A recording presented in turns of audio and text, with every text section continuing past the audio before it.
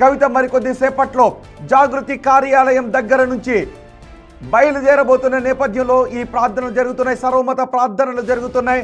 అనంతరం ఆమె gun park దగ్గరకు వెళ్తారు. గన్ పార్క్ దగ్గర అమరవీరులకు నివాళులు అర్పించిన తర్వాత సభా ప్రాంగణానికి వెళ్తారు. మేడ్చల్లోని మునిరావా సభా ప్రాంగణానికి వెళ్తారు. జాగృతి కార్యాలయం దగ్గర నుంచి బయలుదేరటానికి ముందు సర్వమత ప్రార్థనలు చేస్తున్న దృశ్యాలు మీరు చూస్తున్నారు. పార్టీ పేరు ఏమై ఉంటుంది అనే ఉత్కంఠ పెరిగిపోతుంది. మరో 2 గంటల్లో ఆ ఉత్కంఠ తీరబోతున్న నేపథ్యంలో సర్వోదయ తెలంగాణ పార్టీనా, ఏ పార్టీ పేరును ప్రకటించబోతున్నారు అనే విషయంపై ఉత్కంఠ కనిపిస్తున్న సమయంలో సర్వమత ప్రార్థనలు జరుగుతున్న దృశ్యాలు మీరు బిగ్ టీవీ స్క్రీన్ పైన చూస్తున్నారు.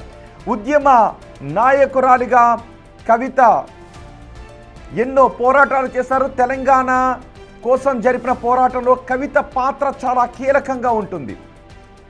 ఆమె తెలంగాణ పోరాటం కోసం నడుం బిగించి తెలంగాణ సంస్కృతిని కాపాడటం కోసం జాగృతి సంస్థను స్థాపించారు. జాగృతి సంస్థ అధ్యక్షురాలుగా ఉన్న కవిత ఈ రోజు నుంచి తెలంగాణలో ఒక రాజకీయ పార్టీ అధ్యక్షురాలుగా మారబోతున్నారు.